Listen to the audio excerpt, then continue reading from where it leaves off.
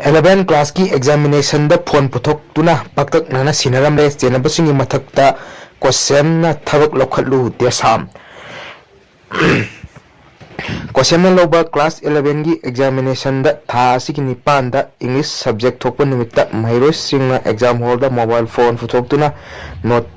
तौबगी social media द viral ओरखिबगा लोइना मदुदा चेनबा एग्जामिनेशन ऑफिसर इंचार्ज एओसी अमदी मरी लेनबा मियोसिंग क्वेश्चन लखत फम थोप थबक लखत पियु हाइना देसामना फोंदोखरे थौदोक अदुगी मतांग ngasi देसाम की हेड ऑफिस ता पांथोखिबा पाउगिंग फम अबदा असिस्टेंट सेक्रेटरी जनरल एल थोथोइबना फोंदोखिबदा एग्जामिनेशन पांथोलिबा क्लासरूम दा मोबाइल फोन पुसिंदुना महिरो सिंह बुकाउ थाबगुम थाबदगी थोखिबा थौदोक असि हक्चिन लवी